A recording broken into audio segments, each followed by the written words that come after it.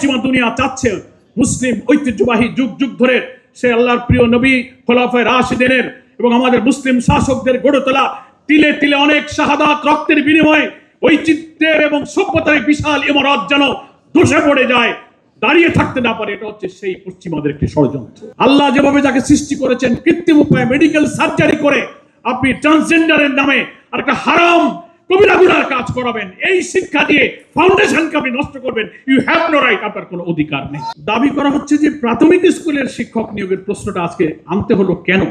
কত বড় দুর্ভাগ্য। আমি একটা ছোট্ট উদাহরণ দিই। বিশাল ইমারত আপনি 10 তলা 8 তলা মাল্টি স্টেট বিল্ডিং করবেন, 50 তলা করবেন, তার যে ফাউন্ডেশন, তার যে ভিত্তি, যেটার উপর বিল্ডিং দাঁড়িয়ে থাকে, ওই ইট যদি আমাদের গ্রামে বলে আমা ইট, গুনে ধরা ইট, পচা ইট দিয়ে যদি বহুতল ভবনের ভিত্তি নির্মাণ করেন আর ওই বিল্ডিং এর উপরে আপনি যত টাইলস বসান, ডিস্টেম্পার করেন, এসি সহ নানান সাজ সরঞ্জাম সাউন্ড শওকত করেন, ফাউন্ডেশন যদি দুর্বল হয়, গুনে ধরা হয়, উইপুকায় খেয়ে যায়, পচা ইট হয়, একদিন ধপাস করে ওই বিল্ডিং পড়ে যাবে। জাতি নামক এই বিল্ডিং, এই সভ্যতা নামক এই বিল্ডিং এর নির্মাণের পেছনে আছে প্রাথমিক বিদ্যালয়ে অধ্যয়নরত 2 কোটি শিশু। এরা হচ্ছে আমাদের ফাউন্ডার, তারাই হচ্ছে আমাদের ফাউন্ডার অফ দি নেশন, এই জাতির এই সভ্যতার ফাউন্ডেশন। এখন সেই ভিত্তিকে নষ্ট করার জন্য আপনি বিজাতীয় শিক্ষা, ওয়েস্টার্ন কালচার, সেকুলারিজম আর নানান কথার নামে আপনি ইনক্লুসিভ বলবেন, রেইনবো বলবেন, প্লুরালিজম বলবেন, ট্রান্সজেন্ডার বলবেন, এই সমস্ত শব্দের মারপ্যাচের আড়ালে মানুষকে যৌনতা শেখাবেন, সমকামিতা শেখাবেন। আল্লাহ যেভাবে যাকে সৃষ্টি করেছেন কৃত্রিম উপায়ে মেডিকেল সার্জারি করে আপনি ট্রান্সজেন্ডারের নামে আর একটা হারাম কবিরা গুনার কাজ করাবেন, এই শিক্ষা দিয়ে ফাউন্ডেশনকে আপনি নষ্ট করবেন। ইউ হ্যাভ নো রাইট, আপনার কোনো অধিকার নেই। 1,18,000 বিদ্যালয়ে এখন 2 কোটি শিশু লেখাপড়া করছে। এরাই তো আগামী দিনে রাষ্ট্র চালাবে।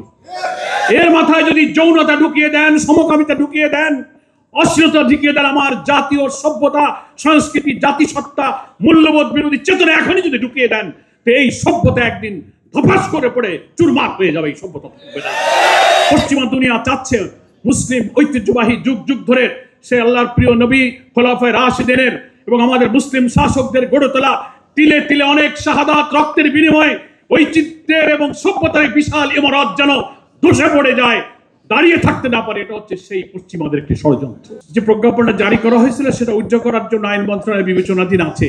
আমরা আল্লাহ শুকরিয়া আদায় করি। অবিলম্বে এটা তো বাতিল করতে হবে এবং অবিলম্বে ধর্মীয় শিক্ষা, নৈতিকতা, যে শিক্ষার জন্য পৃথিবীতে আল্লাহর নবী এসেছিলেন, আখলাক গঠন করা হবে শিক্ষার উদ্দেশ্য। সেই শিক্ষার জন্য আমার আদব কায়দা, সততা, নৈতিকতা, আমার মধ্যে চরিত্র, তিনি ডাক্তার হবেন, ইঞ্জিনিয়ার হবেন, রাষ্ট্রপতি হবেন, সেনাপ্রধান হবে, কিন্তু তিনি দুর্নীতি করবেন না, মিথ্যা বলবেন না, হারাম খাবেন না, জেনা করবেন না, ব্যভিচার করবেন না, সৎ রাষ্ট্রপতি, সৎ প্রধানমন্ত্রী, সৎ সেনাপ্রধান, সৎ বিচারপতি হয়ে গোটা রাষ্ট্রকে তারা চালাবে।